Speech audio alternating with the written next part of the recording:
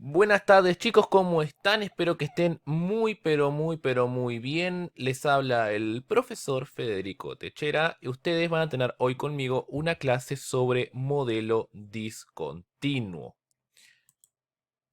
Vamos a empezar chicos con una pequeña idea de lo que estamos hablando. Primero de todo, vamos a explicar un poquito el concepto de modelo para poder ustedes entender por qué estamos hablando de modelo discontinuo. Vamos a pasar para la próxima diapositiva, bien, donde empezamos a hablar un poquito del concepto de moda. ¿Qué es la moda y cómo ustedes entienden la moda? La moda, si ustedes la entienden, es como una tendencia. ¿Qué es una tendencia? Es algo que mucha gente sigue. Pero la pregunta es, ¿en base a qué siguen esa moda? En base a alguien o a algunas personas que combinaron muchas ideas y las pusieron en práctica y ustedes, como les gustó, las siguieron. La forma de vestirse, la música que escuchan, todo eso es moda.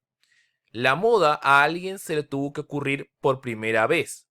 Entonces, por ejemplo, la música, el reggaetón, el funky, todo eso son ideas que a alguien se le ocurrió o a algunas personas se le ocurrieron y que después de ponerlas en práctica a todo el mundo le gustó y las siguieron. Es el concepto de moda. Ahora bien, ese conjunto de ideas que tuvieron los músicos para hacer esa música, esa canción o ese ritmo, para crear esa ropa que a ustedes tanto les gusta. Todo eso, ese conjunto de ideas, primero empezó en la cabeza de alguien. Hubo una persona que se le ocurrió en su cabeza esa cantidad de ideas y las puso en práctica. Esa idea inicial que estaba solamente en la mente de la persona se denomina modelo. Ustedes entienden modelo, ¿tá? Como alguien que se viste con esa ropa y ustedes miran y le siguen la corriente, o sea, siguen esa tendencia. Pero ese modelo no es más que la expresión física de ese conjunto de ideas que tuvo esa persona para poder crear esa ropa o ese estilo musical. Entonces, modelo es un conjunto de ideas que tiene diferentes fines.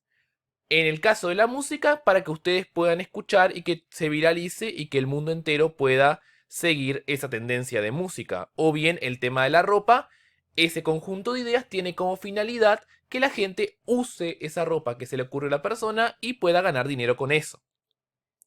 En el caso de la ciencia, ¿cómo podemos determinar cómo es un modelo? ¿Qué fin tiene un conjunto de ideas en ciencias para establecer un modelo? Y esto es muy sencillo.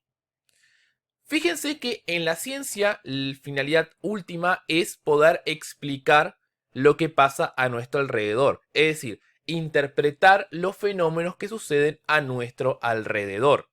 Y esa es la finalidad de ese conjunto de ideas que a alguien o a un conjunto de personas se le ocurre. Por ejemplo, vamos a explicar un poquito qué características tiene que tener el modelo para poder ser útil y poder, en el caso de las ciencias, ¿verdad? Ser útil y poder ser usado. No es tan sencillo como el caso de hacer ropa o hacer música. En el caso de la ciencia tiene que cumplir con dos características esenciales. Tiene que explicar y tiene que predecir. Tiene que ser explicativo y predictivo a la vez. ¿Qué quiere decir que sea explicativo? Vamos a poner un ejemplo práctico de la característica explicativa para que ustedes entiendan. En este caso vemos a Newton sentado lo más tranquilo, abajo de un árbol, disfrutando de la sombrita, como debe ser, y en un momento se le cae una manzana. Esto sabemos que no pasó, pero sirve para explicar lo que quiero explicar.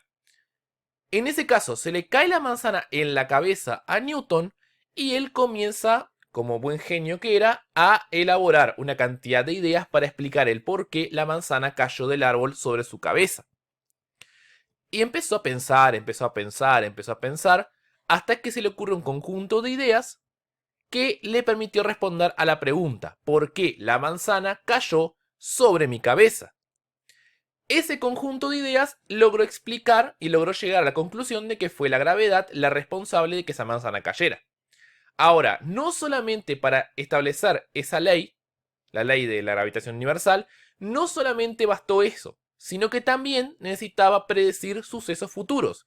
Es decir, ¿qué pasaría si todas las manzanas se cayeran del árbol? O sea, otra manzana en otro lado, si se cae del árbol, ¿pasa lo mismo que pasó conmigo? Sí, exactamente. Esa es la predicción que hizo Isaac Newton.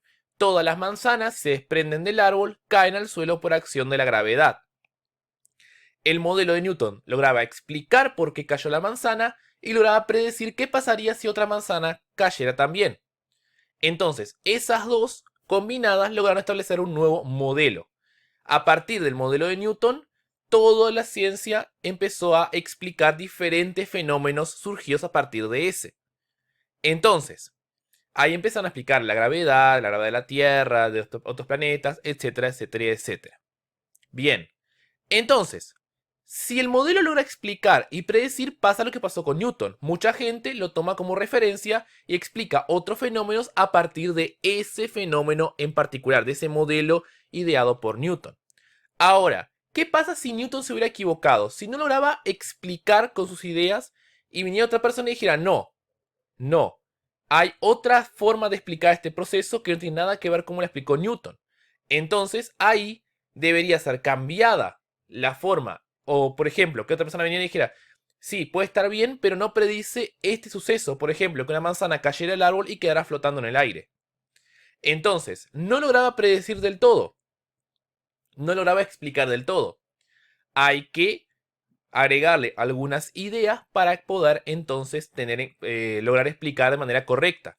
Es decir, si el modelo no predice que una manzana caiga del árbol y quede flotando, alguien tiene que generar nuevas ideas para poder agregar a ese modelo y que explique por qué la manzana flotó.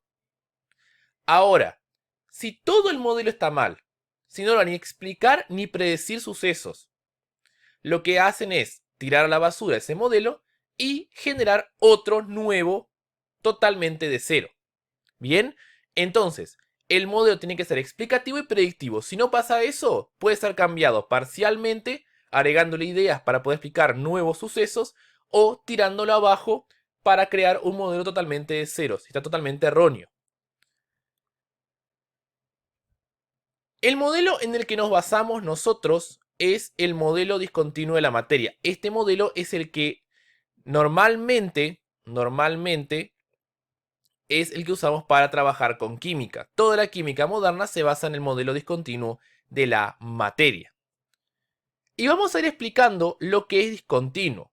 Pero lo voy a hacer con este simulador de estados de la materia con el que vamos a trabajar a partir de ahora. Fíjense una cosa. Si tienen en cuenta acá y si miran hacia la derecha, hacia arriba, en la esquinita aparecen átomos y moléculas. Neón, argón, oxígeno y agua. Fíjense si yo toco agua. Las partículas cambian y pasa a ser agua. Si toco oxígeno, que está en rojo, pasa a ser oxígeno, argón y neón.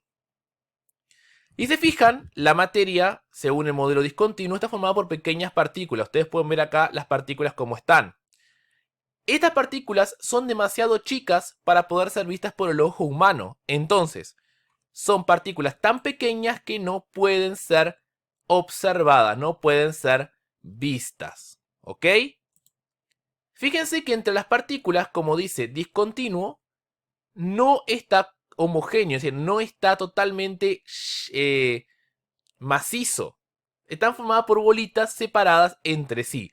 Y entre esas bolitas está un espacio que ustedes pensarán, ¿es aire? ¿Es un gas? No. Toda esta parte negro que hay acá, alrededor de las partículas y entre las partículas, es exclusivamente espacio vacío. ¿Ok? Entonces, entre esas partículas hay espacio vacío. La 3 me dice, las partículas de un mismo tipo de materia son iguales entre sí.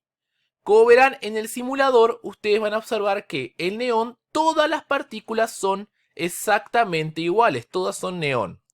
¿Qué pasa si yo cambio la materia en que estamos trabajando? Por ejemplo, por agua. Como verán, todas las partículas que forman esta materia son de agua, no hay otra cosa. Es decir, las partículas que pertenecen a un mismo tipo de materia son exactamente iguales entre sí. Miren el oxígeno, también El argón también, el neón también. Son todas exactamente iguales. Y la 4 me dice lo siguiente: aunque la materia se transforme, las partículas no se modifican.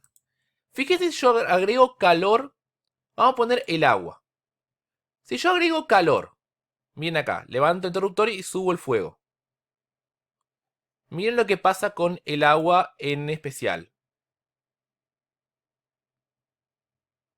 Como verán, empieza a expandirse. Empieza a expandirse, empieza a expandirse. Pero aunque yo le agregue calor y las partículas empiecen a girar más rápido y a moverse más rápido, sigue siendo agua. Sigue siendo agua. No se cambió. No cambia. No cambia. Aunque le agreguemos calor. Pasa lo siguiente. Las partículas comienzan a moverse más lento y empiezan a juntarse otra vez. Pero sigue siendo agua. ¿Ok? Y aquí tenemos un ejemplo de los 3 estados de la materia. Vean acá. Así que chicos, esta es la primera clase de modelo discontinuo que vamos a tener. Ya la próxima vamos a trabajar exclusivamente con el simulador para ver los cambios y las estructuras de un sólido, la estructura de un líquido y la estructura de un gas según el modelo discontinuo.